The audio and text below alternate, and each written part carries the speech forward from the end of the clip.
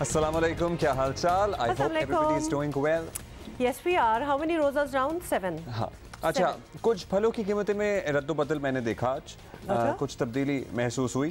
छठा रोज़ा है, मैंने तो इसका नंबर आपको पता है ना शुमार नहीं किया हुआ। हाँ। रोज़ों का मुझे हमेशा कंफ्यूजन रहती है, इसलिए मैं जो आप कहती हूँ मैं कहता हूँ हाँ ऐसा ही है, इसलिए काउंटिंग आप ही रखा और नॉट दैट आई नो, हम तो आपको पता है रोज आपके साथ होते हैं, so we lose track of the days. So I know it's Tuesday though, लेकिन अब कौन सा नंबर चल रहा है?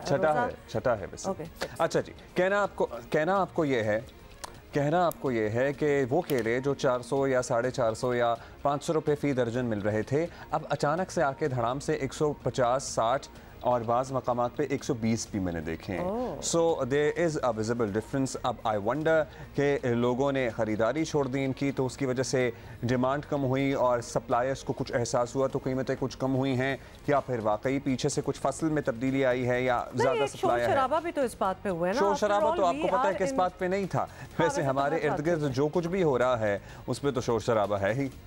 True, that is very true. तो लिहाजा जितना शोर मचाएंगे शायद चीज़ें ज़रा और बेहतर हो जाएं।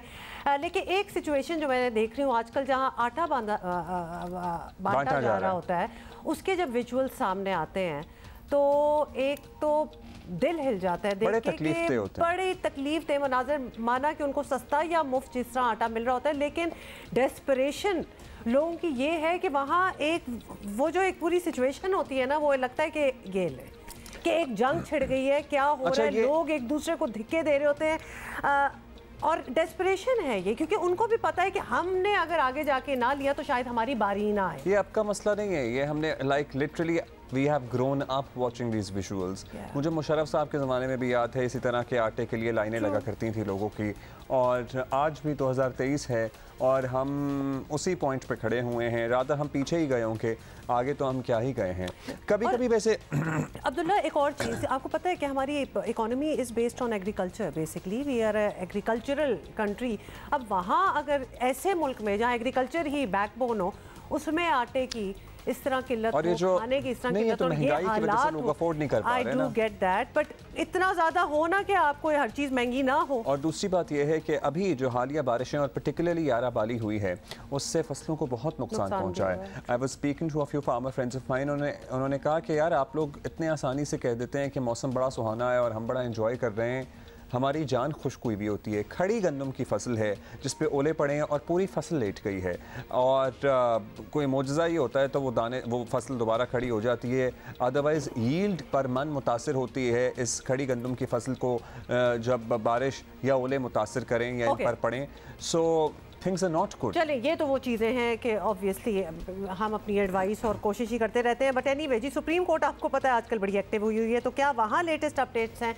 Late us bring you up to speed. Punjab में इलेक्शन मुलतवी करने के खिलाफ सुप्रीम कोर्ट में आज दूसरे रोज़ भी समाअत हुई और चीफ जस्टिस पाकिस्तान उमर अता बंदयाल ने रिमार्क्स दिए कि आजकल सियासी पारा बहुत ऊपर है और समाअत को बहुत लटकाना नहीं चाहिए। और इसके अलावा भी दिलचस्प रिमार्क्स तो आपको पता है आते ही रहते हैं, तो वो भी सामने आए, लेकिन मजीद तफसील पर बाद में आएंगे। पहले आपको सुप्रीम कोर्ट के बिल्कुल बराबर में मौजूद पार्लियामेंट हाउस में क्या कुछ हुआ वो बताना बहुत जरूरी है। अच्छा, ये भी हम आपको बताएंगे, तो लेकिन ये अभी हम आपको थोड़ी देर में बताएंगे। अच्छा, क्योंकि हमारी साथी है मरियम नवाज, वो सुप्रीम कोर्ट में क्या हुआ है वो कार्रवाई हम तक पहुंचाने के लिए हमारा इंतजार कर रही है सुप्रीम कोर्ट के बाहर ही। अस्सलाम वालेकुम मरियम, बताइएगा, हम अभी आपको सुन भी रहे थे, लेकिन आप जरा you please bring us up to speed के क्या दलाइल हुए, किस तरह से कार्रवाई आगे बढ़ी है और अब तक क्या कुछ हो चुका है। जी, आज की समाअत का जब आगाज़ हुआ तो नए अटॉर्नी जनरल जो कि मंसूर उस्मान आवान है, वो रोस्टम पर आए और उनको जो है वो जजेस की जानिब से पहले खुशामदीद किया गया। लेकिन जब उन्होंने ये कहा कि जो गुज़िश्ता रोज़ से एक कंट्रोवर्सी चल रही थी कि 2 जजेस ने जो है वो फैसला जारी किया था और वो 4-3 का अक्सरियती फैसला करार दिया जा रहा था, तो उस पर मंसूर जो उस्मान अटॉर्नी जनरल है, उन्होंने ये कहा कि अदालत पहले इस मामले पर जो है वो क्लैरिटी कर ले, क्योंकि अगर फैसला जो है वो 4-3 का है तो ये जो तमाम अभी दरख्वास्तें चल रही हैं ये गैर मौसर हो जाएंगी, क्योंकि सदर मुमलिकत की दी गई तारीख और उसके बाद इलेक्शन कमीशन ने जो 22 मार्च को जो है वो नई तारीख दे दी और सदर की तारीख जो है उसको मनसूख कर दिया। तो ये सारा मामला है सुप्रीम कोर्ट के उस 1 मार्च के फैसले से जो है वो निकला था। तो इस मामले को अदालत पहले देख ले, जिस पर जो है वो चीफ जस्टिस पाकिस्तान ने कहा कि जो अभी मौजूदा दरख्वास्त है ये पाकिस्तान तहरीक इंसाफ की दरख्वास्त है और उसमें सवाल सिर्फ 2 हैं, और वो ये कि क्या इलेक्शन कमीशन के पास सदर मुमलिकत की दी गई तारीख को मनसूख करने का कोई इख्तियार है या नहीं, और क्या इलेक्शन कमीशन इंतखाबात में खुद इल्तवा कर सकता है या नहीं। और अगर इन दोनों सवालात पे जवाब आ जाता है तो ये केस ख़त्म हो जाएगा। लेकिन अगर वो फैसला कितने तनासुब का था, 4-3 का था, 2-3 का था, इस मामले पर अगर किसी को प्रॉब्लम है तो वो एक नई दरख्वास्त लेकर आ जाए। जिसके बाद जस्टिस जमाल खान मंदोखेल जो कि उन्हीं 2 जजेस में शामिल है जिन्होंने गुज़िश्ता रोज़ वो फैसला दिया था, तो उन्होंने ये कहा कि जो फैसले का तनासुब क्या है ये हमारा अंदरूनी मामला है। फ़िलहाल ये देखना है कि इंतखाबात जो है वो 90 दिन के अंदर होना ज़रूरी थे या नहीं, और आइन जो है वो इंतखाबात के लिए क्या जो उसकी शिकें हैं वो कितनी वाज़ेह हैं। इसके बाद जब PTI के वकील जो है अली ज़फ़र, उन्होंने अपने दलाइल का आगाज़ किया और उन्होंने कहा कि जो इलेक्शन कमीशन है उसके पास कोई इख्तियार नहीं है कि वो इंतखाबात में ताख़ीर करे। और इस पर जजेस की जानिब से कहा गया कि ये जो सारे मामलात हैं जो आइन में अगर खला है कि तारीख़ अगर 90 दिन के रोज़ के अंदर नहीं हो पाए इंतखाबात और उसके बाद की तारीख़ कौन देगा, उसको मनसूख किन हालात में किया जा सकता है, तो इस मामले में पार्लियामेंट से भी रुजू कर सकते हैं और इसके लिए पार्लियामेंट बेहतरीन फोरम है। तो इस पर जो है या फिर हाई कोर्ट से, अगर सुप्रीम कोर्ट के हुक्म पर अमल दरामद की ये बात थी तो इससे हाई कोर्ट से भी रुजू किया जा सकता था। तो इस पर पाकिस्तान तहरीक इंसाफ के वकील ने यह कहा कि पहले ही बहुत वक्त ज़ाया हो चुका है, 90 दिन में तो अब इंतखाबात नहीं हो सकते, लेकिन सुप्रीम कोर्ट का ये हुक्म था कि कम से कम वक्त में जो है ये इंतखाबात हो जाएँ। उसके बाद जब अटॉर्नी जनरल जो है वो उन्होंने अपने दलाइल का बाकायदा आज आगाज़ किया तो उन्होंने ये कहा कि जो इलेक्शन कमीशन है उसने अपने 22 मार्च के हुक्म में कुछ वजूहात दी और उसमें पहली वजह ये थी कि जो हुकूमत है वो फ़ंड्स नहीं दे रही इंतखाबात के लिए, और जो वज़ारत दिफा है वो जो है वो इंतखाबात के लिए जो सिक्योरिटी है वो नहीं दे रही। तो इस मुद्दे पे जो है वो अदालत की जानिब से बड़े अहम रिमार्क सामने आए। जस्टिस मुनीब अख्तर ने कहा कि ये जिम्मेदारी है इलेक्शन जी जिम्मेदारी है पाक फौज की कि जब उनको बड़े अहम रिमार्क जस्टिस जमाल खान मंदोखेल की तरफ से भी आ गए। चीफ जस्टिस ने भी कह दिया कि आज 2 ही सवाल ज़ेर बहस हैं, वैसे उसमें से एक सवाल कि सदर की दी हुई तारीख, सदर को तारीख देने का इख्तियार भी 1 मार्च के फैसले के बाद ही सामने आया था ना कि वो दे सकते हैं तारीख, तो वो तो वहाँ से लिंक्ड भी है। लेकिन जब चीफ जस्टिस ने ये कहा कि अगर आप इस मामले में इबहम को क्लियर करना चाहते हैं तो एक नई दरख्वास्त दायर करें, तो क्या हुकूमत की तरफ से किसी ने कोई इरादा जाहिर किया या आपने कहीं सुना कि हाँ भी 1 मार्च वाले फैसले पर भी क्लैरिटी के लिए हुकूमत नई दरख्वास्त लेकर जाएगी सुप्रीम कोर्ट? जी आज पार्लियामेंट में इस बारे में काफ़ी डेलिब्रेशन हुई, लेकिन सुप्रीम कोर्ट में अब तक क्योंकि अभी ही कुछ देर पहले समाअत मुकम्मल हुई है और अटॉर्नी जनरल खुद दलाइल दे रहे थे, तो इस मामले पे जो है वो कोई पेशरफ्त अभी तक सामने नहीं आ सकी। तो अभी कब होगी ये समाअत दोबारा, कब तक मुलतवी हुई है फैसले का? केस की समाअत कल सुबह 11:30 बजे दोबारा होगी और उसमें इलेक्शन कमीशन के वकील जो है अपने दलाइल का आगाज़ करेंगे। बहुत शुक्रिया आपका Maryam Nawaz, thank you for updating us and thank you explaining that for us. काफी अब जितना कहा गया कि लटकाना नहीं है, जिस तरह मरियम कह रही थी कि पार्लियामेंट में आज इस मामले पे काफी बात हो रहा है तो वो भी आपको बता दें। और to continue where we left off, parliament में आईनी और कानूनी फैसलों के मनाजिर में आज एक तफसीली बहस जो है वो भी हुई है। वज़ीर आज़म शहबाज शरीफ ने पार्लियामान से खिताब में बड़ा गैर मामूली लहजा जो है वो इख्तियार किया। इमरान खान और उनकी जमात पर खुलकर तनकीद तो ऑब्वियसली वो की और साथ ही इदारों को आइन की हदूद में रहने का एक मशवरा भी दिया। अब क्या टोन थी, क्या वर्ड्स थे, ये देखें। जनाब स्पीकर, कल अदालत उज़्मा के 2 ऑनरेबल जजेस का फैसला, और ये बहुत अहम है, और ये फैसला जनाब स्पीकर जो अनाउंस किया है जस्टिस मंसूर अली शाह साहब ने और जस्टिस जमाल खान मंदोखेल साहब ने, उन्होंने ये कहा है कि जो फैसला जो इस मामले में दिया गया वो 4-3 से है। कल फैसला जो आया है उस हवाले से ये ऐवान क्या कानून साजी कर सकता है? आफ्टर ऑल ये पार्लियामेंट है, पार्लियामेंट को इख्तियार है कि वो तमाम उन मामलात के ऊपर फैसला साजी करे जो कि पाकिस्तान के बेहतरीन मफाद में है। अब इन ऑनरेबल जजेस के कल के फैसले के बाद जो उन्होंने बड़ी तफसील से बयान किया है, मैं समझता हूँ कि अदलिया से के अंदर से उठने वाली ये जो आवाज़ें हैं, गुफ्तगू है, उसके नतीजे में जनाब स्पीकर ये एक उम्मीद की नई किरण है। आज हमें ये 2 टोक फैसला करना है कि हमने करोड़ों आवाम को रिलीफ दिलाना है या एक लाडले को रिलीफ मिलना चाहिए। आज ये फैसला करना है कि हमने आइन और कानून पर अमल करना है कि या फिर हमने इस मुल्क के अंदर जंगल के कानून को चलते रहने देना है। ये ये हुआ और जरा टोन मुख्तलिफ थी। वो वाले शहबाज शरीफ नहीं लग रहे थे जो एक एलिजेड इंटरव्यू में आया था ना कि वो चुप करके सुनते रहते हैं, कुछ नहीं कहते हैं। और वैसे भी मतलब ही is known to be more soft spoken unless of course वो बड़े पैशनेट हो जाते हैं, कभी कभार तो गाना भी गाना शुरू कर देते हैं, लेकिन this was a different deal all together. अच्छा जी, पीपल्स पार्टी के रहनुमा नवीद कमर ने कौमी असेंबली के इजलास में इजहार करते हुए अदलिया के इख्तियारात पर ही सवाल उठा दिया। The power of suo motu, which they invoked to interfere in the day-to-day affairs of government, regardless of which government was in power. They used this to invoke the normal day-to-day business, the transfer and postings, which is entirely the prerogative of the executive, because if they can't even place the officers of their choice in particular places, then what authority or what power do they have? अच्छा जी, पार्लियामान की कार्रवाई से मुताल्लिक भी मजीद बात होगी, लेकिन अभी PTI के रहनुमा फवाद चौधरी बात कर रहे हैं, प्रेस कॉन्फ्रेंस करने वाले। किया गया, उसको माफी मांगी गई, हमें पता नहीं था आप ब्रिटिश सिटीजन हैं। और दूसरी तरफ आप ये क्या, हम जो पाकिस्तानी जो यहाँ पे रह रहे हैं, हमारी कोई इज्जत ही नहीं है, हमारे कोई हकूक ही नहीं है। और मैं ये साहिब इक़्तिदार से पूछना चाहता हूँ, आप क्या मुल्क बना रहे हैं हमें? आप ब्रिटिश नेशनल जो थे, आपने उन्हें, और बिल्कुल दुरुस्त किया आपने कि आपने माफ़ी मांग के उनको रिहा किया। आज 5 दिन हो गए, अजहर मशवानी का पता नहीं है। जो 2 जर्नलिस्ट जिन्होंने ये क्लेम किया कि वो अंडर अरेस्ट है और ये बयान दे रहा है, वो बयान दे रहा है, ग्रीन टाउन थाने ने उन दोनों जर्नलिस्टों को बुला के नहीं पूछा कि भाई आप तो कह रहे हैं अंडर अरेस्ट है, हुकूमत जो है वो कह रही है कि वहाँ पे उसे पता ही नहीं, आप बयान दें आके, बताएं कि वो है किधर। कोई तफ्तीश नहीं है, कोई कुछ नहीं है। लोगों को, हसन न्याजी को गिरफ्तार किया गया, 11 बजे का वकूआ डाला गया, 11:45 तक वो टेररिज्म कोर्ट में अपनी ज़मानत करवा रहा था, जज के सामने था। कोई हमारे जजों को पता नहीं है कि क्या कोई हकूक़ होते हैं जिनके लिए हम उन्हें तनख्वाह देते हैं। The whole institution of judiciary बनाया गया है कि ये लोगों के हकूक़ की हिफाजत करेगा। एक बच्चे को, कल 10 साल के बच्चे को उठा के जुडिशल रिमांड कर दिया है मैजिस्ट्रेट ने। मैं बड़ा शुक्रगुजार हूँ चीफ जस्टिस इस्लामाबाद का, आज उन्होंने इसका नोटिस लिया है और उन्होंने कहा है कि मुझे मटेरियल दें, जो भी हम उनको मटेरियल जो है इस्लामाबाद चीफ जस्टिस साहब को दे रहे हैं। इमरान खान के ख़िलाफ़ 29 पर्चे किए गए, 15 पर्चे एक दिन में किए गए।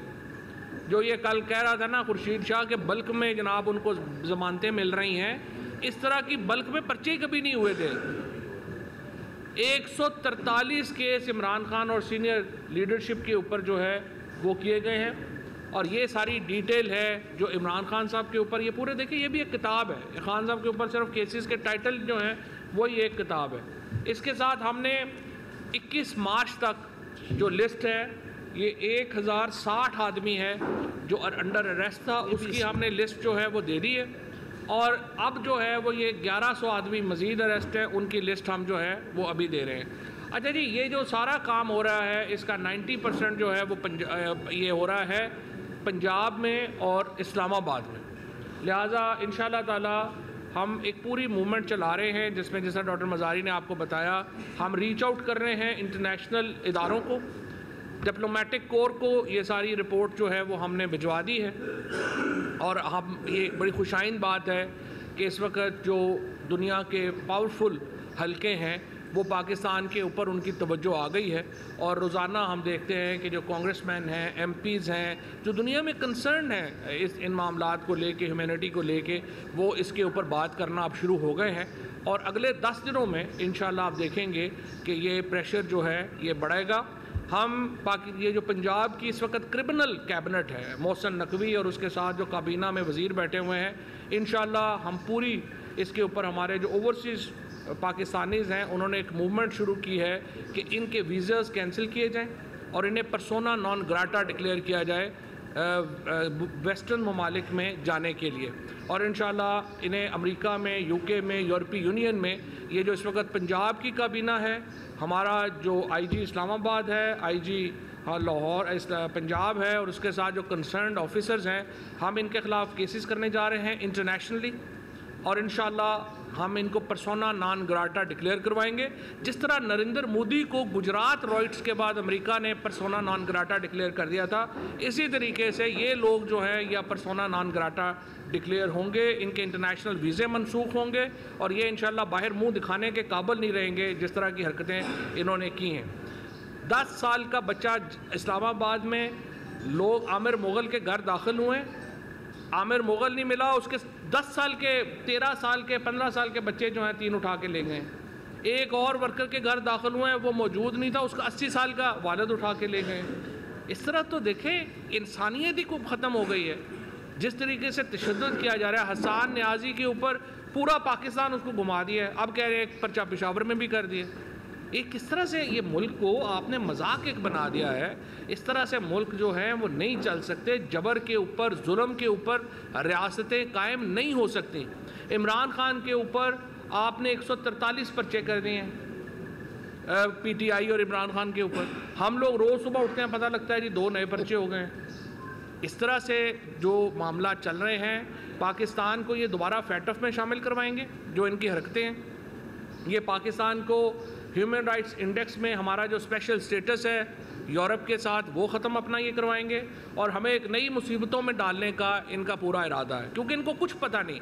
अब सोशल मीडिया के ऊपर जो क्रैकडाउन है, 90 लाख पाकिस्तानी इस वक्त सोशल मीडिया के ऊपर है, 90 लाख पाकिस्तानी बाहर है और करोड़ों लोग जो हैं वो सोशल मीडिया के ऊपर है। आपने हमारे लोग 5 दिन से हम अजहर मशवानी को पकड़ा हुआ है, उसके बाद इस वक्त कम से कम 100-150 बंदा आपने जो है वैसे हिरासत में ले लिया। क्या फ़र्क पड़ा है हमें सोशल मीडिया के ऊपर? समझ ही नहीं है आपको कि सोशल मीडिया कैसे काम करता है। आप जो इस हुकूमत को सोशल मीडिया के ऊपर कंडेम नहीं करते, उनको देखा ही नहीं जाता। तो इसलिए आप पहले समझने की कोशिश करें, पाकिस्तान के इश्यूज़ को समझने की कोशिश करें। पाकिस्तान बैंकक्रप्ट होने जा रहा है, इनको कोई पता नहीं। PTI को हुकूमत देनी थी और दे दी गई, और हमजा शहबाज शरीफ की हुकूमत आइन को रीराइट करके ख़त्म कर दी गई। उसके बाद पार्टी हेड की बारी आई तो आपने कहा वो डिक्टेटर है, उसको ये इख्तियार नहीं है कि वो किसी को कहे कि कहाँ वोट डालने हैं। और आपको याद होगा कि चौधरी शुजात साहब ने कहा था कि ये 10 वोट काफ लीग के मुस्लिम लीग नून को डलेंगे, मगर क्योंकि आपके नज़दीक पार्टी हेड डिक्टेटर है और पार्लिमानी पार्टी का फैसला उसके ऊपर हावी है, उससे भरा है, तो आपने वो 10 वोट कैंसिल करवा के परवेज़ इलाही साहब को डलवा के शाम से पहले उनकी हल्फ बर्दारी के ऑर्डर इसी बिल्डिंग से पास किए थे। मैं सिर्फ फैक्ट्स बयान कर रहा हूँ और हक़ाइक़ बयान कर रहा हूँ। क्या तब आइन दस्तक नहीं दे रहा था? क्या तब इंसाफ दस्तक नहीं दे रहा था? क्या तब PTI की गवर्नमेंट वहाँ पे बनवाना आइन की खिलाफ वर्जी नहीं थी? 2 दफ़ा आइन को रीराइट किया गया क्योंकि आपके नज़दीक पार्टी हेड अगर डिक्टेटर है तो फिर माफ़ कीजिएगा, पार्लियामेंट में ये डिबेट शुरू हो चुकी है कि क्या आपको भी जब बेंचेस की तश्कील का मामला आता है तो अपने रुफ़का से, अपने ब्रदर जजेस से, अपने इर्द गिर्द बैठे साथियों से मुशावरत नहीं करनी चाहिए? क्या ये फ़र्द वाहिद का फ़ैसला होगा और वही काबिल अमल होगा और वही नाफिजुल अमल होगा और उसी पर अमल किया जाएगा? क्या इस इदारे में सीनियरिटी का जो प्रिंसिपल है वो क्या कहता है? सीनियरिटी का प्रिंसिपल ये कहता है कि सीनियर ज़रूर हैं मगर he is one amongst equals, यानी आप बराबरी की सतह पे बैठे हैं मगर सीनियरिटी की वजह से किसी एक को चीफ जस्टिस बनाया जाता है। तो क्या ये सीनियरिटी का प्रिंसिपल ये हक देता है कि बेंचेस को वन साइडेड बना दिया जाए? क्या ये हक देता है कि इसमें मशावरत ना हो और आपके सुप्रीम कोर्ट के अंदर से आवाज़ें उठें कि ये 4-3 का फ़ैसला है और उसको किसी खातिर में ना लाया जाए? हम तो पहले दिन से ये अर्ज़ कर रहे थे कि ये 3-2 का फ़ैसला नहीं है, ये 4-3 का फ़ैसला है और हम आज भी अपने मौक़िफ़ पर कायम हैं। तो जहाँ पार्टी हेड डिक्टेटर है, हालांकि उसको पूरा पार्लिमान मुंतखब करता है, वो वोटों के बहुत दफ़ा वोटों की मरहून मिन्नत होता है, मोर ऑफन देन नॉट पार्लिमानी लीडर ही पार्टी हेड होता है। अब पार्टी हेड को तो आपने उस राइट से स्टिप ऑफ कर दिया, तो क्या आपको अपना हाउस इन ऑर्डर नहीं करना चाहिए?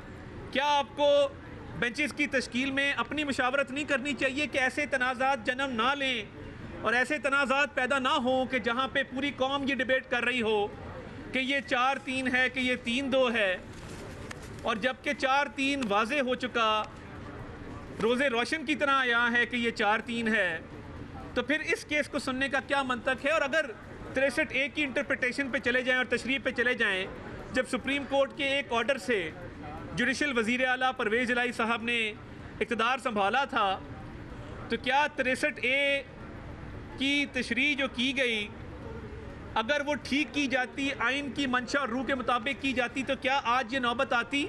आज हम इस कॉन्स्टिट्यूशनल क्राइसिस के दरमियान फंसे होते? क्या आज इन मुकदमात की समाअत हो रही होती? जवाब है नहीं। मगर आइन की सिलेक्टिव इंटरप्रिटेशन की जाती है, आइन को अपनी मर्ज़ी से उसकी तशरीह की जाती है। बेंचेस की तश्कील के हवाले से अब मामला सुप्रीम कोर्ट से उठा है, किसी सियासी जमात ने नहीं उठाया। आइन की गलत तशरीह का मामला भी यहीं से उठा है। एक सियासी जमात को फ़ायदा उसमें पहुंचा है, एक सियासी जमात की हुकूमत कायम हुई थी। अब उसी सियासी जमात के सरबराह ने एक ज़िद करते हुए अपनी हुकूमत जो है उसका ख़ात्मा किया पंजाब में, और कहा जा रहा है कि क्या 20 अरब रुपए इलेक्शन के लिए आपके पास नहीं हैं? 20 अरब इलेक्शन के लिए हैं, मगर एक शख्स की ज़िद की वजह से वो 20 अरब 2 दफ़ा खर्च करने के लिए नहीं हैं। अगर इलेक्शन 2 दफ़ा या 3 दफ़ा हो तो वो 20 अरब मल्टीप्लाई होगा, वो 20 से 40 बनेगा, 40 से 60 अरब बनेगा, क्योंकि जिस अमले की ड्यूटी लगनी है उसका TADA जाना है, ट्रांसपोर्ट का ख़र्चा होना है, सिक्योरिटी का ख़र्चा होना है, लॉजिस्टिक्स का ख़र्चा होना है, खाने पीने का ख़र्चा होना है, तो वो ख़र्चा एक दफ़ा होगा। सिर्फ एक शख्स की ज़िद जिसकी वजह से 63A की इंटरप्रिटेशन उसकी फेवर में की गई, और फेवर में करने के साथ साथ उसको उसकी हुकूमत पंजाब में बन गई, उस वजह से हमारी हुकूमत का ख़ात्मा हो गया। अब उसने ज़िद में असेंबली तोड़ी है। IMF के पास वो गया था, हम तो नहीं गए थे। तो अब क्या वजह है कि IMF के पास वो जाए, IMF से शराइत वो तय करे, और आप कहें कि पैसे आपके पास हैं, तो पैसे एक दफ़ा देने के लिए तो हैं, पैसे बार बार शाह खर्चियाँ करने के लिए नहीं हैं। 2 elections are a luxury Pakistan cannot afford। हम ये इलेक्शन 2 मरतबा करना अफोर्ड ही नहीं करते, मगर एक शख्स की ज़िद है, तो इसलिए या तो इस बात को तस्लीम किया जाए कि ये 4-3 का फ़ैसला था, जैसे कि ऑनरेबल जजेस सुप्रीम कोर्ट के फरमा रहे हैं, और इस बात को भी तस्लीम किया जाए कि फुल कोर्ट इस नेशनल इम्पोर्टेंस के इशू पे, इस आइनी तशरीह के मामले पे फुल कोर्ट बनना चाहिए, और एक जज साहब जिन्होंने रिक्यूज़ किया था उनको रिक्यूज़ ही रहना चाहिए, क्योंकि ये उसी से रिलेटेड मैटर है। ये कह देना आसान है कि ये उससे मैटर रिलेटेड नहीं है, मगर ये उससे रिलेटेड मैटर है। और देखिए, ये हम नहीं कहते, अभी हाल ही में इंटरव्यू आया जिसमें बच्चों की और बेगमात की बात की गई, तो मुझे बताएं ना, कौन जज साहब होते हैं कि जिनकी फैमिलीज गैलरीज में आके बैठ के तालियां बजाती है फैसलों के ऊपर? बच्चे एक दूसरे को फ़ोने करके कहते हैं कि इमरान खान का क्या होगा। आज भी हो रहा है। वज़ीर आज़म के मौज़ून ख़ुसूसी अतातार गुफ्तगू कर रहे हैं, और मुख्तलिफ़ मौज़ूआत पर्टिकुलरली पहले आने वाले सुप्रीम कोर्ट की तरफ से फ़ैसलों, और गुज़श्ता रोज़ जो 2 मौज़ूद जज साहिबान की तरफ से तफसीली फ़ैसला सामने आया है उस पर भी उन्होंने इज़हार ख़याल किया। इससे पहले फवाद चौधरी भी बात कर रहे थे, और वो ये कह रहे थे कि भाई उनके पाकिस्तान तहरीक इंसाफ के ओवरसीज सपोर्टर्स ने वहाँ की एम्बेसीज़ में जाके, वहाँ के इन्फ्लुएंशल से जाके बात करना शुरू कर दिए कि यहाँ जो इस वक्त लोग पर्टिकुलरली निगरान हुकूमत में हैं पंजाब में, वहाँ की हुकूमतों से, हाँ हुकूमतों से भी उनको पर्सोना नॉन ग्राटा डिक्लेयर किया जाए। वज़ीर आज़म शहबाज शरीफ को भी कह रहे थे वो, और इनके वीज़े अगर हैं तो उनको मनसूख कर दिया जाए, और काफ़ी कुछ उन्होंने प्लान अच्छा, IG इस्लामाबाद और IG पंजाब का भी जिक्र किया कि उनको भी पर्सोना नॉन ग्राटा कर दिया जाए। तो ये ऑब्वियसली दोनों साइडों से बातें हो रही हैं। आपको पता है, ये हमने नोटिस किया कि ये बड़ा इंटेंस टाइम होता है जब हम शो स्टार्ट करते हैं, तो किसी ना किसी की प्रेस कॉन्फ्रेंस भी साथ साथ शुरू हो जाती है। Should we come back to what we were talking about? I think we should take a break, because we all need a break. This कॉम नीड्स अ ब्रेक। उसके बाद मिलते हैं।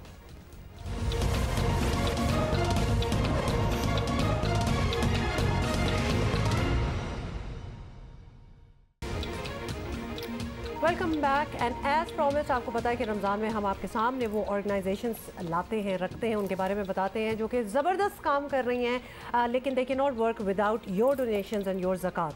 तो आज हम बात कर रहे हैं डेफ रीच फाउंडेशन की और इनसे हम पहले भी बात कर चुके हैं। They do some splendid work, ज़बरदस्त इनका काम है। छोटा सा इदारा छोटे से सेटअप से शुरू हुआ और आज 8 स्कूल्स हैं जो कि डेफ कम्युनिटी को डील करते हैं। वो बच्चे जो क़ुव्वत समात से महरूम हैं, क़ुव्वत गोयाई से महरूम हैं, उनको एक बेहतरीन अपॉर्चुनिटी, उनको एक फ़ाल शहरी बनाने में बस मुझे लगता है यही है जो किरदार अदा करते हैं। So marketing head of deaf reach Faisal Mustafa हमारे साथ हैं। फैसल, लोगों को इदराक नहीं है कि कितना बड़ा प्रॉब्लम है, कुछ नंबर्स आप हमसे शेयर करें ताकि सबसे पहले तो एहसास हो सके कि देयर आर सो मेनी जिनको अभी मदद की ज़रूरत है और पहुंची नहीं है उन तक मदद।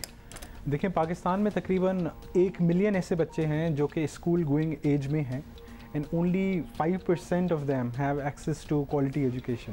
डेफ बच्चों की हम बात डेफ बच्चों की बात कर रहे हैं, जो कि इन इटसेल्फ एक अलार्मिंग फिगर है कि एक पूरी एक आबादी, एक कम्युनिटी है जिसको हमने एजुकेशन का क्वालिटी एक्सेस दिया ही नहीं अभी तक। तो उसके बाद एजुकेशन के बाद एम्प्लॉयमेंट आता है, उनकी वेलबींग आता है, उनका हेल्थ केयर आता है, लाइफ स्टाइल आता है। तो हम जब पहला कदम ही नहीं लेंगे तो बकाया उनकी जो बेसिक राइट्स हैं उनका फुलफिलमेंट नियर टू इम्पॉसिबल हो जाता है। ये 1 मिलियन जो फिगर आपने दिया, दैट्स अ ह्यूज नंबर। क्या इस खित्ते में, रीजन की बात करें तो हमारे यहाँ सबसे ज़्यादा है डेफ या पे this is a normal figure?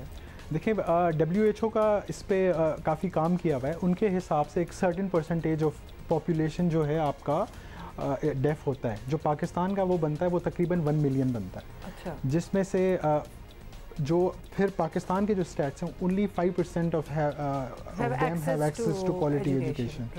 जी, उसमें डेफ रीच के हम डिफरेंट एरियाज़ में हमारे स्कूल्स हैं जो कि पंजाब में भी हैं और सिंध में भी हैं, जो हम प्री स्कूल से लेके प्राइमरी से लेके अप टू ग्रेजुएशन हम उनको एजुकेशन दे रहे हैं। वंडरफुल। तो ये कहाँ पे? कराची में तो चले हैं, लेकिन और पंजाब में कहाँ पे? जी, झेलम में है, लाहौर में है, सक्खर में है, नवाबशाह में है, टंडोल अयार में है, सजावल में है। और ये हर जगह पे तमाम सहूलियात मौजूद हैं, एज इन प्री स्कूल से लेकर आगे मैट्रिक या सेकेंडरी अप टू ग्रेजुएशन तक। बिल्कुल, अप टू ग्रेजुएशन तक। अच्छा, ये जल्दी से बता दें ये क्या लैंग्वेज होती है, फिर वो सीखते हैं? क्योंकि हमने बहुत से, अब हमारी ऐसी मल्टीनेशनल रेस्टोरेंट्स हैं, बहुत सी जगह है जहाँ हम देखते हैं deaf people and they communicate, बड़े आराम से कम्युनिकेट कर देते हैं। लैंग्वेज क्या होती है वो उनकी? जो जी, ये जो इनकी जो अब आपस की ज़बान है वो साइन लैंग्वेज है। जैसे हम उर्दू में बात करते हैं, सिंधी में बात करते हैं, इंग्लिश में बात करते हैं, वैसे ही वो आपस में कम्युनिकेट साइन लैंग्वेज में करते हैं। ये उर्दू साइन लैंग्वेज है, मतलब पाकिस्तान, ये पाकिस्तान साइन लैंग्वेज है जो पाकिस्तान में यूज़ की जाती है। तो इसी तरह से हर खित्ते की एक अपनी। और बाय द वे ये भी बताना ज़रूरी है कि एक्चुअली डेफ रीच फाउंडेशन ही है जो खालिक है पाकिस्तान साइन लैंग्वेज की, जो अब ऑनलाइन भी दस्तयाब है। PSL.org.pk पे आप हर कोई एक्सेस कर सकता है जिसने भी पाकिस्तान साइन लैंग्वेज सीखी। बच्चे आपके पास लोग अडॉप्ट भी कर सकते हैं, एज एन उनका खर्चा पूरे साल का, या इस तरह का भी कोई पैकेज होता है, या फिर आपको डोनेशन किस तरह से दी जा सकती है वो बता दें। देखिए, ये पूरा प्रोग्राम है, ना सिर्फ स्कूल्स साइन लैंग्वेज डेवलपमेंट की बात है, digitalisation of the entire curriculum की बात है, टीचर ट्रेनिंग है, पेरेंट ट्रेनिंग प्रोग्राम है, वोकेशनल ट्रेनिंग है ताकि उनको एम्प्लॉयमेंट के लिए काबिल बनाया जा सके। ये पूरा पॉसिबल ही लोगों की सपोर्ट की वजह से हुआ है। So this entire initiative is running because of the support of the government. Sindh government ने काफ़ी इस प्रोग्राम में सपोर्ट किया है, जो हमारे कॉर्पोरेट ऑर्गेनाइजेशंस हैं वो सपोर्ट कर रही हैं, तो जो इंडिविजुअल्स हैं उनकी ठीक ठाक सपोर्ट है इस पूरे प्रोग्राम को चलाने के लिए। फैसल, हर साल हम डेफ रीच फाउंडेशन से बात करते हैं बिकॉज वी नो आप लोग जबरदस्त काम कर रहे हैं। वेबसाइट पे जाके, फेसबुक पेज पे जाके इनकी अकाउंट डिटेल्स आपको मिल सकती हैं। जी बिल्कुल। और दिल खोल कर अतियात देने का ये तो महीना है, ज़कात, खैरात, जो भी आप देना चाहें, जिससे ये चीज़ें हो सकती हैं, बढ़ सकती हैं। Faisal, thank you so much for being here. Deaf reach foundation, please इसको ज़रा लुक अप टू इट और ज़रूर डोनेट करें। We'll see you in a while.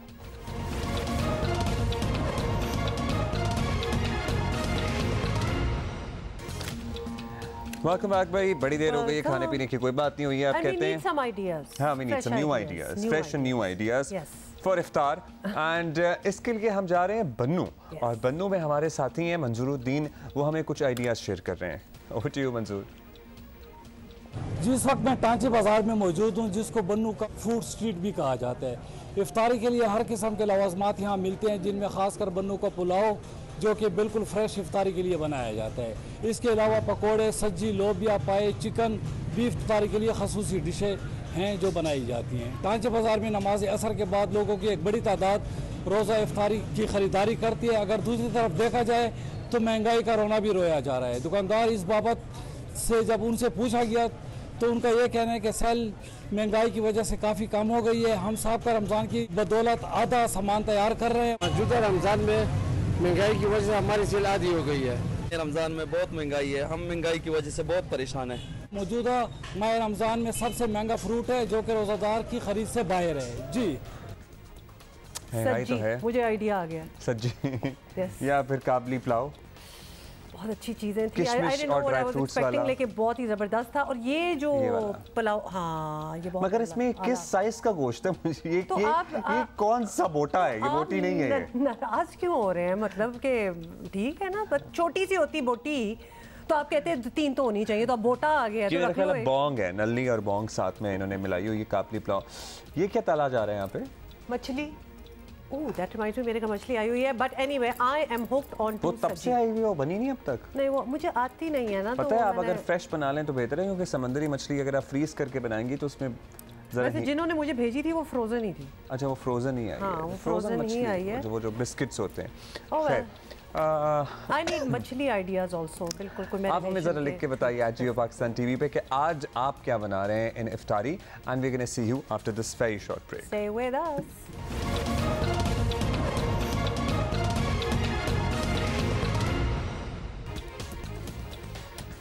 Welcome back everybody. और अच्छा जी, अच्छा वैसे तो आपको पता ही है, रमज़ान हो, ईद के दिन करीब हो या रमज़ान के आखिरी अशरे में भी स्ट्रीट क्राइम बढ़ जाता है। लेकिन कराची में गुज़श्ता कई माह से हम रिपोर्ट कर रहे हैं कि ऐसा लग रहा है कि स्ट्रीट क्रिमिनल्स को किसी ने ला के कहीं से ऐसे छोड़ दिया हो शहर में। हाँ, और बेलगाम, मतलब कोई पूछने सुनने वाला नहीं है। और ना आवाम का माल महफूज है और ना ही जान, लिटरली ना ही जान। पाकिस्तान का रोज एक नई कहानी जो है ना वो सुनने को मिलती है कि कहाँ हो गया, यानी कुछ इलाके आप ज़रा एसोसिएट कर देते हैं कि यहाँ होता होगा। अब street crimes are on every street, so they are everywhere. By the way, कल मैंने स्ट्रीट क्राइम फेज 6 लाहौर का भी सुना है। लिटरली फेज 6 लाहौर DHA की हम बात कर रहे हैं। कोई घर से बाहर निकले, जैसे टहलते नहीं है आप इफ्तारी के बाद, तो वहाँ मोटर बाइक आ गई, तो लाहौर में भी ये सारी आता जा रहा है कि ये जगह महफूज है, ये जगह नहीं है। कोई जगह महफूज नहीं है, तमाम जगह ही गैर महफूज हैं। पाकिस्तान का सबसे बड़ा शहर एक अरसे से स्ट्रीट क्राइम्स का गढ़ बना हुआ है। बीच में बड़ा बेहतर भी हुआ था मामला, लेकिन अब फिर बहुत ख़राब है सूरत हाल। कराची के अवाम लिटरली डाकुओं के रहमो करम पर ज़िंदगी गुजार रहे हैं। लूट मार करने वालों की अक्सरियत आदि मुजरिम हैं। जाते हैं, हम आप पहले बता चुके हैं ना, पकड़े जाते हैं, छूट जाते हैं, बेहतर नेटवर्क के साथ आते हैं, अपने धंधे पे लग जाते हैं, ज़्यादा आसानी से काम करते हैं। उनको पता होता है कि अब उनके वे आउट पता लग जाते हैं, यहाँ से जाना है, यहाँ से घुसना है, यहाँ से बाहर निकलना है। ये अपना केस भी खुद लड़ते हैं, आपको पता है। रिजल्ट आज ना कोई अपने घर की दहलीज पर महफूज है और ना ही भरे बाजार और सड़क पर। It is happening as we said everywhere. तो ज़रा सी मुज़ामत पर ऑब्वियसली कत्ल भी हो जाता है, वो तो कोई मसला ही नहीं है। और दरअसल उनका पेशा ही डकैती और लूटमार है। कोई पूछे कि आपका बेटा क्या करते हैं? जी वो डकैत है। डकैत है, और बड़े मतलब उसमें भी फिर लेवल्स होते हैं ना, तो सोच लें कि वो क्रिमिनल लेवल क्या होगा उनका। और इस क्योंकि बाज़ डकैत कातिल भी होते हैं, वो दहशतगर्द भी होते हैं, सो वो सारा कुछ भी होता है साथ में। और पुलिस का किरदार खामोश तमाशाई है। अब हाल ये कि कराची, हाँ, अब खुद भी शहरी बड़े पुरजोर मुकाबले कर रहे हैं, लेकिन हम कभी इनकरेज नहीं करते इस बात को। हम कभी नहीं कहते कि आप रिटेलिएट करें कि भाई इन लोगों को तो ये इंसान थोड़ी हैं। अच्छा, ये पता नहीं किस जोन में होते हैं, ये किस जोन में होते हैं, तो मार के चले जाते हैं। अच्छा, 2 रोज़ पहले मनीर के इलाके में दुकान लूटने के लिए आने वाले डाकुओं का जो है वो डटकर दुकानदारों ने मुकाबला किया। बता देना तो स्टोरी है क्या। और एक डाकू जो था वो मारा गया और बाकी भाग गए। पकड़े जाने पर डाकुओं की दुर्गत बनाने वाले के वाकयात जो हैं ये हम तो रोज़ सुन रहे होते हैं, जिसको हम डिस्करेज करते हैं। और चंद दिन पहले एक और बात हुई, तारिक रोड के इलाके में डाकू जो थे उन्होंने एक बुजुर्ग शहरी को बाइक छीनने के दौरान ज़रा सी मुज़ाहमत पर गोली मार दी और कत्ल मतलब वो इतने बुजुर्ग थे कि वो थप्पड़ से भी बेहोश हो सकते थे, उनको गोली मारने की क्या ज़रूरत थी? I देख तो लो कि किसको लूट रहे हो, not that anybody is a candidate for that, but it's happening everywhere. इसी पे बात करेंगे DIG साउथ इरफान बलोच हमारे साथ मौजूद हैं। शुक्रिया DIG साहब, बताइएगा वैसे तो कभी ख़त्म नहीं हुए थे मुकम्मल तौर पर कराची से स्ट्रीट क्राइम, लेकिन कमी ज़रूर आई थी। अब एकदम ही ये जिन बोतल से बाहर आया है वो जो खौफ वाली फ़ज़ा और माहौल है ना, वो शहरियों में दोबारा अफसोस की बात यह है कि पनप रहा है। लोग डरते हैं घर से बाहर निकलते हुए। हर जगह हर वक्त, कोई वक्त नहीं है, कोई जगह नहीं है, मुख्तलिफ वाक़यात रिपोर्ट हो रहे हैं। तो आप लोगों ने कुछ इंक्वायर किया कि अचानक क्या हुआ? जी, इसमें क्राइम ऑफ कोर्स कराची में एक बहुत बड़ा इशू रहा है, स्ट्रीट क्राइम।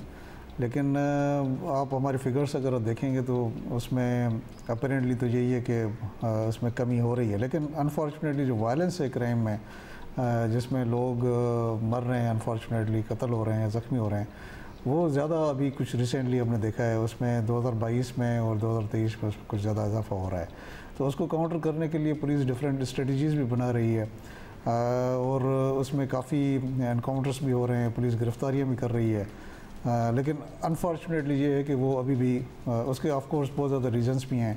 इस वक्त सेंसस भी चल रहा है और सेंसस में सारी जो पुलिस है उसी में एंगेज है। साथ में फिर पोलियो ड्राइव्स भी आती रहती हैं। लेकिन यह है कि उसके बावजूद भी पुलिस जो है वो प्रोएक्टिवली इसको हैंडल करने की पूरी कोशिश कर रही है। अच्छा, अब इस वक्त जो लहर चल रही है उसमें दोनों तरफ ज़रा अजीबोगरीब बात है। डकैत जो हैं वो भी कत्ल हो रहे हैं और जहाँ शहरियों का बस चल जाता है वो डाकू को मार देते हैं और डाकू तो मार ही रहे हैं लोगों को। यानी अब उन्हें मामूली जराइम नहीं, बाकायदा कत्ल व गारत ही कहा जाएगा। बिकॉज ये फ़ोन ले लेना, पैसे वॉलेट वगैरह ले लेना नहीं, वो कत्ल कर रहे हैं, तो ये कातिल हैं। तो क्या इस रुझान पर भी कोई तशवीश हो रही है कि this is not robbery and day light, you know, वो जो कहते हैं हम रॉबर्स आ गए हैं, स्नैचिंग, ये उससे बहुत ज़्यादा है? जी, इसके ऊपर मैंने आपको पहले भी बताया कि जी हमारे हाईएस्ट लेवल पे इसके ऊपर फोकस है और रिसेंटली हमें और भी नफरी आईजीपी की तरफ से हमें मिली है, उसको भी हम रोड्स पे लेके आ रहे हैं। और जो ज़्यादा अफेक्टेड एरियाज़ हैं, जिस तरह कोरंगी है, सेंट्रल है, वेस्ट है और कुछ साउथ में भी कुछ इस तरह के इलाके हैं, उनके ऊपर हमारा पूरा फोकस है और ज़्यादा हम कोशिश कर रहे हैं कि नफरी को हम लेके आएँ रोड्स के ऊपर। ऑपरेशंस हम कर रहे हैं। हमारा जो रिस्पांस है वो बहुत ही ज़्यादा प्रोएक्टिव है। और मैं जैसे अब साउथ जोन का मैं आपको बताऊं कि गुज़श्ता 3 महीनों में 55 जो वो डाकू ज़ख्मी हैं, 4 मारे गए हैं। लेकिन अनफॉर्चुनेटली ये है कि जो लोगों की भी जो बर्दाश्त है वो भी अपनी लिमिट्स क्रॉस कर रही है। वो भी लोगों जो डाकू उनके हाथ में आते हैं उनको, वो भी उनको मार देते हैं। तो एक परसेप्शन है कि जी बहुत ज़्यादा जो क्राइम वो बढ़ रहा है। लेकिन बढ़ने की वजह ये है कि वो जो वायलेंस जो नज़र आ रहा है उसकी वजह से परसेप्शन जो है वो डिस्टर्ब हो रही है। लेकिन जो पुलिस का रिस्पांस है वो भी मेरे नज़दीक ये है कि बड़ा ही प्रोएक्टिव है, बहुत ही अच्छे तरीके से पुलिस उसको हैंडल करने की कोशिश कर रही है। अच्छा, ये बताइएगा इरफान साहब की गुर्बत, महंगाई वाले मामले भी हैं, लेकिन ये बहाने बहुत ज़्यादा हो गए हैं।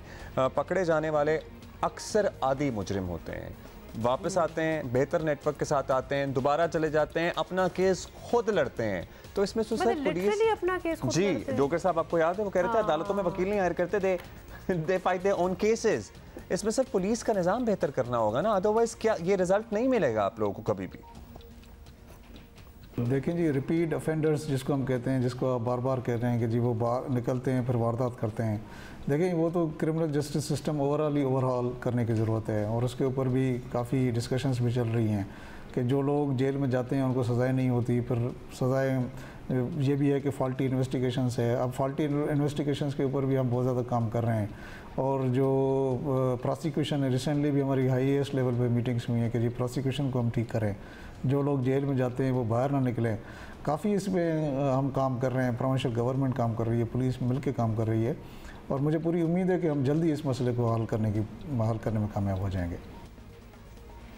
Thank you. ओके, बहुत बहुत शुक्रिया। DIG साउथ इरफान बलोच हमसे बात कर रहे थे। कभी बार हम बात करते हैं ना तो हम बड़ा एक सॉलिड किस्म का एक आंसर चाहते हैं और एक रेजोल्यूशन चाहते हैं कि इसका कोई हल निकाला जाए, बट हाल कोई नहीं है खास, टू बी वेरी ऑनेस्ट। अच्छा जी, मलीर सिटी के वाक़या हम आपको बता रहे थे ना, दिखा भी रहे हैं साथ साथ डाकू की हलाकत का वाक़या। जना अस्पताल में कार्रवाई, जो हलाक डाकू का भांजा ज़ख्मी हालत में गिरफ्तार हुआ था और दौरान डकैती हलाक डाकू का भांजा दुकानदार की फायरिंग से बाय द वे ज़ख्मी हुआ था। इन दुकानदारों ने बाद में ज़रा कुछ कार्रवाई की थी।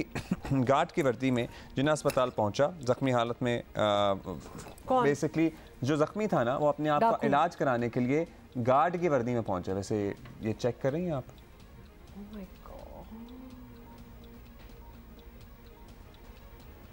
मैं ज़रा I mean stunned, I mean state of shock basically जो एकदम से हुआ। आप मतलब अब आम शहरी भी कितना लेंगे, जिस तरह डीआईजी से बात भी हो रही थी कि बर्दाश्त तो ऑब्वियसली उनकी भी खत्म हो ही गई होगी। 5 रुकनी गिरोह है बाय द वे, ये पता लगा है। जो विजुअल्स नज़र आ रहे हैं मुतअद्दिद वारदातों में इसमें मुलव्विस रहे हैं और दुकान मालिक की फायरिंग से एक डाकू मारा गया था, 4 फरार हो गए थे। अच्छा, दूसरा फिर जो गार्ड जो जख्मी था गया, फिर वो जिन्ना अस्पताल से इलाज करा के चला गया होगा, मेरा ख्याल है। अपना मतलब उसको इतनी प्रेजेंस पकड़ा गया, नहीं भी पकड़ा गया, ठीक है, लेटेस्ट इज के वो पकड़ा गया। Because I am just thinking कि imagine being shot and having the presence of mind to change your clothes ताकि आप वैसे ना पकड़े जाएं, but anyway in this case तो वो सिक्योरिटी गार्ड के रूप में गया, उसकी वर्दी पहन के गया और फिर वो वहां से पकड़ा गया। सो यस, हाँ, मतलब ये आदि मुजरिम है, इनके लिए व्हेन दे गो और जब कोई लूटमार कर रहे होते हैं तो एक्सपेक्ट भी कर रहे होते हैं कि आगे से शायद हमें भी पड़ जाए, but they are used to this as well. पता है क्योंकि मतलब हार्डेंड क्रिमिनल्स हैं, इनको हार्डेंड क्रिमिनल्स कहते हैं। हम तो बात करते ही हैं, प्रोसिक्यूशन का ये आलम है कि ये सबको पता है कि ये ओहो ये क्रिमिनल्स हैं। ये एक मैं देखना चाहता हूँ कि ये कहाँ से आया फायर। पीछे दरवाजे के पीछे से फायर किया है ना, but it could have been really dangerous you know, क्योंकि वो अगर दरवाज़ा है उसके आगे और बाहर तो और लोग भी बैठे हुए हैं, कुछ ग्राहक भी बैठे हुए हैं और वो जो काउंटर के पीछे लोग बैठे हुए हैं वो भी बैठे हुए हैं। ये वाला पीठ पे लगी गोली, वो किसी को भी लग सकती थी गोली वैसे वहाँ पे उस मतलब मामले में। तो वो फिर आप एड्रेनलिन सोचें कि डाकू के अंदर भी जो होगा और जो आगे से फायर मार रहा है उसके अंदर भी क्या होगा, ट्रिगर हैप्पी होंगे ना कि उठाओ गन और मार दो, लगे किसी को भी। इट्स इनसेन बाय द वे। अच्छा, वापस आ जाए, हम क्यों ये देख रहे हैं, बहुत हो गया। बिकॉज या तो हम देख के आपको बता रहे होते हैं ना कि ये करना नेक्स्ट टाइम अगर हुआ, कुछ भी नहीं। मतलब हम तो आपको यही कहेंगे कि लड़ाई मत करें, जो उनको चाहिए दे दें, whether you are on the street in your shop or whatever, क्या हो सकता है, अपनी जान से ठीक है। अगर आप ट्रेंड हैं, लिटरली अगर आप ट्रेंड हैं, आपके पास असलहा है, पहले आप ये ना करें कि आते ही वो क्रॉस फायर का उन्हें मौका ना दें। ये जिस तरह ये है ना कि वो जाने लगे हैं, पीट इनकी है, उस वक्त अगर आपको एडवेंचर करना चाहते हैं तो कर लें। भी हाथों में नहीं लेना। दूसरी बात ये है कि नहीं, this is self defence is not कानून हाथ में लेना। अब्दुल्ला, जस्ट सेल्फ डिफेंस में भी जब आप अंधाधुंध फायर कर रहे हैं, आपकी दुकान में 10 और लोग भी हैं, वो मुझे वैसे बड़ी हैरानी थी। ये एक आइडियल सिचुएशन नहीं होती कहीं के वहां किसी को भी गोली लग सकती है क्योंकि दरवाजा बंद था, या तो कोई लॉक वॉक से देख रहे थे या क्या था, दरवाजा बंद था और दरवाजा बंद में से फायर हुआ है जो उस डाकू की कमर पे जाके लगा। एग्जैक्टली वहां से देख रहे थे।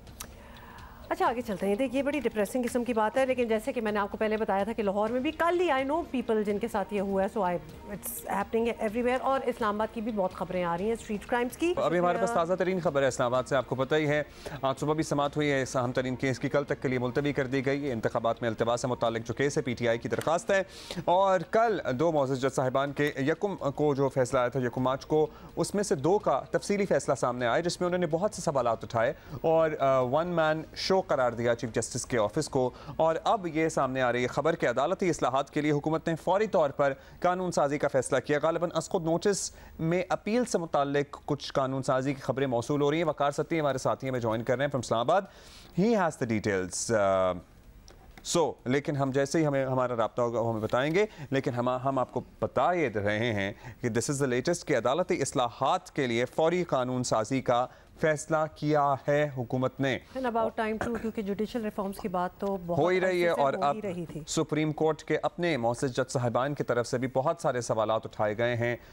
लिटरली इस पूरे निज़ाम पर इतना बड़ा क्वेश्चन मार्क लग गया है कल के तफसीली फैसले के बाद। वकार सत्ती हमारे कॉरेस्पॉन्डेंट हमारे साथ हैं। वकार, तफसीलात दीजिएगा, क्या बात हुई? देखिए, आज जिस तरह वज़ीर-ए-आज़म शहबाज शरीफ ने कौमी असम्बली के इजलास में तकरीबन 1 घंटा से ज़ायद तकरीर की थी और वो जो भी कौमी मामलात हैं उनको एड्रेस किया था, उसी रोशनी में अब से कुछ देर बाद वफाकी काबीना का इजलास यहीं पार्लियामेंट हाउस में होने जा रहा है, जिसके बारे में हुकूमती ज़राए का ये कहना है कि हुकूमत का अदालती इस्लाहात के लिए फौरी कानून साजी वो करने का फैसला हुआ है। 2 से 3 बिल अभी जो कानूनी टीम है वो ड्राफ्ट कर रही है। इसमें अज खुद नोटिस के खिलाफ अपील के हक से मुतालिक जो कानून साजी है वो की जाएगी, जबकि ज़राए का कहना है कि चीफ जस्टिस के अज खुद नोटिस के इख्तियार तनहा इस्तेमाल न कर सकने के हवाले से भी वो कानून साजी वो की जा रही है, जबकि अज खुद नोटिस के जब हमें बड़ी इंपॉर्टेंट डिटेल बता रहे हैं। आज खुद नोटिस के फैसले पर नज़रसानी से मुताल्लिक भी कानून साजी के लिए बिल तैयार किया जा रहा है और ये भी कहा जा रहा है कल जस्टिस मंसूर अली वकार हमारे साथ हैं, कंटिन्यू कीजिए। जी वकार, आपको आवाज आ रही है हमारी? वकार, कैन यू हियर अस? जी बिल्कुल अब्दुल्ला, मैं सुन रहा हूँ। माजरत, यहाँ पर जैमर्स लगे हुए हैं तो जो सिग्नल्स हैं वो फ्रीज हो जाते हैं। इसमें यह है कि हुकूमत अदालती इस्लाहात करने जा रही है और फौरी तौर पे अब से कुछ मिनट बाद वफाकी काबीना का इजलास यहाँ पार्लियामेंट में हो रहा है, जिसमें इन वो कवानीन को वो मंजूरी के लिए पेश किया जाएगा और आज ही अफ्तारी के बाद इनको कौमी असम्बली में भी वो टेबल किए जाने का अमकान है। ज़राए का ये कहना है कि आज खुद नोटिस के खिलाफ अपील के हक से मुतालिक जो कानून साजी है वो की जा रही है, जबकि चीफ जस्टिस के आज खुद नोटिस का इख्तियार अकेले या तनहा इस्तेमाल ना कर सकने के हवाले से भी वो कानून साजी वो मतवक्को है। जबकि ज़राए का यह भी कहना है कि आज खुद नोटिस लेने का इख्तियार फुल कोर्ट को देने की तजवीज़ जो है वो भी काबीना के इजलास में ज़ेर गौस आएगी, जबकि सुप्रीम कोर्ट के जो बेंच तश्कील देने का जो तरीक़ाकार है उसको भी तब्दील करने का मामला अभी वफाकी काबीना में ज़ेर बहस आ सकता है और इसके ऊपर आज ही जो है कानून साजी की जाएगी। अच्छा, हाउ दिस प्रोसेस गोज? आज ही कानून साजी की जाएगी, आज ही बिल्स तैयार किए जाएंगे, उसके बाद क्या इन कवानीन पर अमल दरामद हो सकेगा या it is a long way ahead? देखिए अब्दुल्ला, ये वो बातें हैं जो वफाकी वज़रा ने जो ये वो बिल वो तैयार कर रहे हैं, उन्होंने अभी काबीना के इजलास के अंदर जाने से पहले जो मीडिया से हल्की बुल्की बात की है। अभी ये पहला मरहला जो होगा वो वफाकी काबीना इसकी मंजूरी देगी और उसके बाद अभी अफ्तारी के बाद कौमी असम्बली का इजलास जारी है। आज ही कौमी असम्बली में ये बिल टेबल कर दिया जाएगा। अब वहाँ पे स्पीकर इसकी कमेटी बनाते हैं, इसको वो कहाँ भेजते हैं और हुकूमत सेनेट में कब लेके जाना चाहती है इसके बारे में कुछ कहना कबल अज़ वक्त होगा। लेकिन इब्तदाई तौर पर अभी जो है सिर्फ 1 पॉइंट एजेंडा है, यही इस अदालती इस्लाहात के हवाले से वफाकी काबीना का अहम तरीन इजलास अब से कुछ देर बाद यहाँ पार्लियामेंट हाउस में होने जा रहा है। यहाँ पर इन बिलों की मंजूरी ली जाएगी और उसके बाद ज़राए का ये कहना है कि आज ही ये कौमी असम्बली में टेबल कर दिए जाएंगे। आज ही कौमी असम्बली में टेबल कर दिए जाएंगे अभी कुछ ही देर में। वैसे अभी अफ्तारी से पहले हो रहा है वफाकी काबीना का इजलास या अफ्तारी के बाद हो रहा है? एग्जैक्टली नहीं, अफ्तारी से पहले हो रहा है। 5 बजे का टाइम था, वज़ीर-ए-आज़म साहब अपने चैम्बर में हैं और कानूनी जो टीम है वो काफी अर्जेंसी नजर आ रही है फिर इस मामले में। मतलब चंद घंटों का भी इंतजार नहीं किया जा रहा है। इसका मतलब इससे नजर तो तासुर तो यही है कि this is the utmost priority right now. देखिए हुकूमत ने अब जो है थोड़ा सा एग्रेसिव होने का जो फैसला किया है आज जी, वो तो आज शहबाज शरीफ साहब की तकरीर से भी लग रहा था। और उसके बाद तो अच्छा एक काबिल जिक्र बात एक और है कि वज़ीर-ए-आज़म साहब की तकरीर के बाद तमाम इत्तेहादी जमातों के जो कायदीन हैं यहाँ कौमी असम्बली में उनका भी मशावरती इजलास हुआ और वहाँ पे ये फैसला हुआ कि हमें ये अभी करना है और इस तरीके से करना है और वफाकी वज़ीर कानून अपनी टीम वो लेके बैठे हुए हैं और वो बिल जो है वो ड्राफ्ट हो रहा है और जिसके बारे में ये है कि अब से कुछ मिनट बाद यानी कि अफ्तारी से पहले ही यहाँ पर जो है वो काबीना इसकी मंजूरी देगी और फौरी तौर पर अफ्तारी के बाद इसको कौमी असम्बली में लेकर दिया जाएगा। अच्छा, हम जरा उन पॉइंट्स पर दोबारा आ जाते हैं। एक तो ये है कि अज़खुद नोटिस के खिलाफ अपील से मुताल्लिक कानून साजी होगी।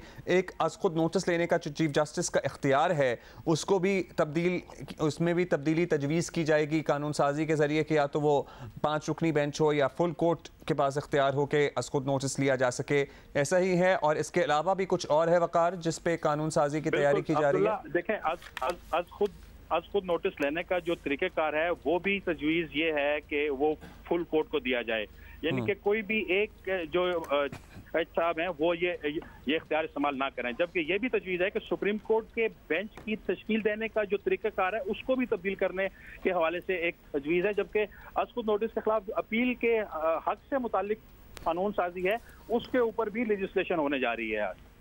यानी कि इसमें यह है कि सुमोटो का जो तरीक़ाकार है उसको तो वो होगा ही होगा और उससे मुतल्लिक़ जो चीज़ें हैं कि बेंच कैसे बनेगा और इसका फैसला कौन करेगा, कितना रुकनी बेंच करेगा, ये सारी चीजें जो है वो कानूनी टीम जो है वो बिल उसको उसमें ड्राफ्ट कर रहे हैं। क्योंकि कल के तफसीली इनफैक्ट जस्टिस मंसूर की वो तकरीर थी, किसी तकरीब में वो कर रहे थे, उन्होंने कहा जी बेहतरीन तरीका मेरी नज़र में तो यही कि सीनियरिटी की बेसिस पे एक बेंच तश्कील दे दिया जाए। तो मे बी यही तजवीज़ सामने आएगी कानून साजी में भी कि जो सीनियर तरीन जज हैं, अगर 5 रुकनी बेंच हैं तो 5 सीनियर तरीन, 7 रुकनी बेंच है तो 7 सीनियर तरीन।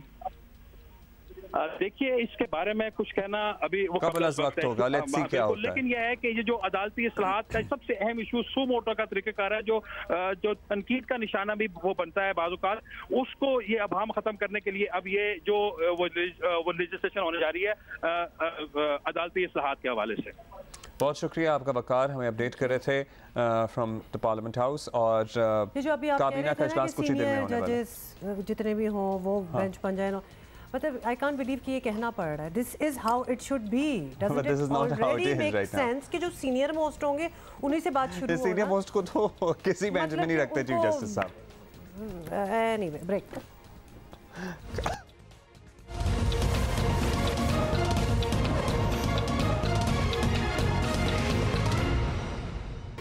वेलकम बैक भाई। कुछ लोगों ने हमें ट्वीट्स भेजी हैं एक्चुअली कि उनके घर इफ्तारी में क्या बन रहा है। डिशों में तो हम नहीं जाते, लेकिन बाज़ लोगों ने हमें बताया कि भाई उनके यहाँ स्ट्रॉबेरीज होम ग्रोन है, गमले में उन्होंने स्ट्रॉबेरीज लगाई हुई हैं। What is going on here? Yes. What? सो आपको पता है ना, जैसे स्ट्रॉबेरीज का भी एक इनकलाब ही आया, मतलब बहुत बचपन में सिर्फ इंपोर्टेड होती थी और अब माशाल्लाह पाकिस्तान में इतनी ज़बरदस्त फजल होती है। अच्छा, पहले हम खाने पीने की बातें कर रहे थे, अब मैं नहीं कर सकती, सॉरी, नो मोर स्ट्रॉबेरी। अच्छा, पिछले घंटे में एक बात कर रहे थे और उसको हम थोड़ा सा कंटिन्यू करना चाहते हैं कि गरीबों के लिए मुफ्त आटे का हसूल ज़िंदगी और मौत की जंग बनता जा रहा है। और आज साहिवाल के नवाज शरीफ पार्क में मुफ्त आटे की तकसीम के दौरान भगदड़ मचने से एक खातून जाँ बहक, अंदाजा आप करें, ये आज हुआ है, और 19 जख्मी हो गए। और पिछले चंद दिनों के दौरान भी आपको बता दें कि मुफ्त आटा लेने की कोशिश में कम से कम 7 अफराद जान से हाथ धो बैठे हैं।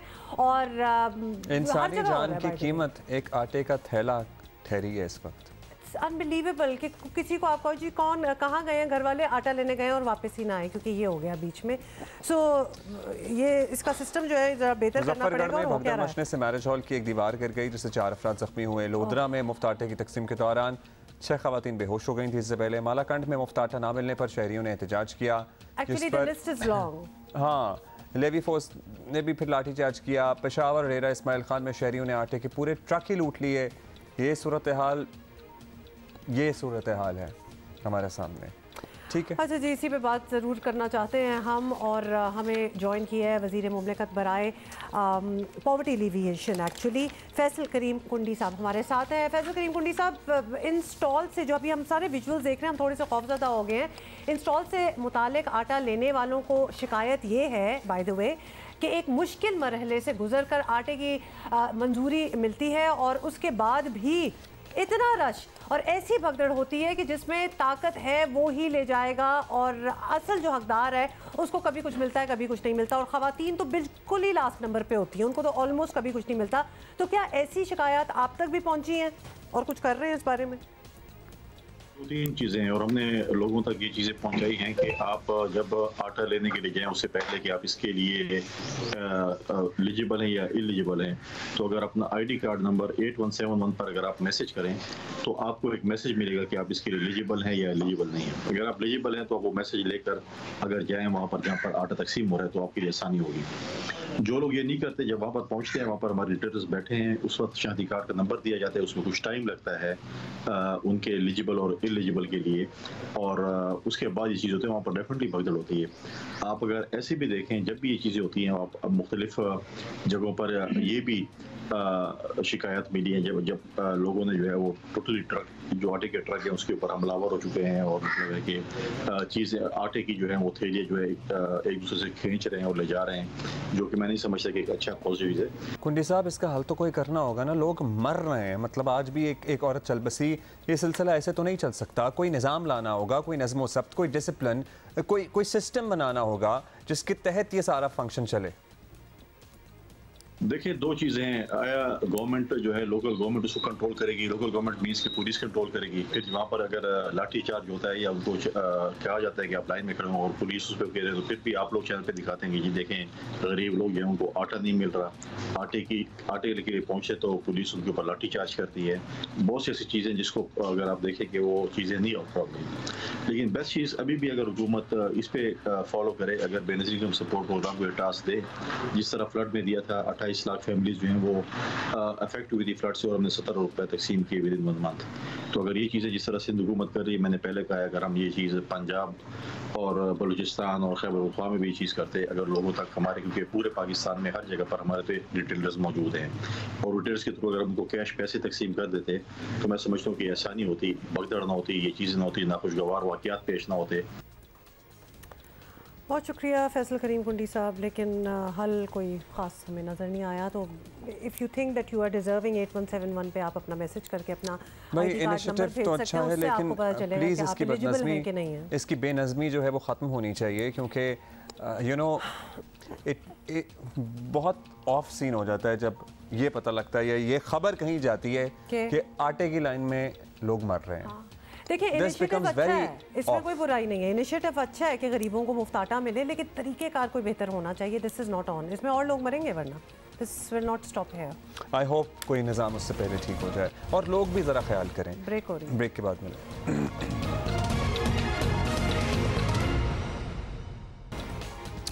ऑलराइट जी, thank you for writing in to us. और लोग हमें बहुत तस्वीरें भेज रहे हैं, और एक खातून ने हमें भेजा कि भाई मैं तो ज़्यादातर खाने अपने घर के किचन गार्डन से बनाती हूँ, और किचन गार्डन के लिए आपके पास दरअसल गार्डन होना भी ज़रूरी नहीं है। गमलों में बहुत गमलों में अब सारा कुछ टमाटर और इस किस्म की चीज़ जो बाहर के मुल्कों में तो आपको पता है इतने बड़े बड़े शायद गार्डन वगैरह बहुत से लोगों के नहीं होते, फ्लैट्स होते हैं, तो उनमें वो गमले रखते हैं, और उसमें हर्ब्स तो सारे, अगर पुदीना धनिया टाइप ऐसी चीज़ें तो आप लिटरली घर में, कड़ी पत्ता ये उग सकती हैं, पुरानी टमाटर, भिंडी, मिर्चें, हरी मिर्च, ये सारी चीज़ें आप गमलों में उगा सकते हैं। प्लास्टिक के डब्बे, किसी भी चीज़ में लिटरली ये वेजिटेबल्स तो इसी तरह उग रही हैं, उसके लिए आपको कोई इन्वेस्टमेंट करने की जरूरत नहीं है, बस बीज, मट्टी और पानी डालना है। Not just that, it's a great hobby bye the वे। या और आजकल महंगाई के ज़माने में तो आपकी बचत ही होगी ना कुछ।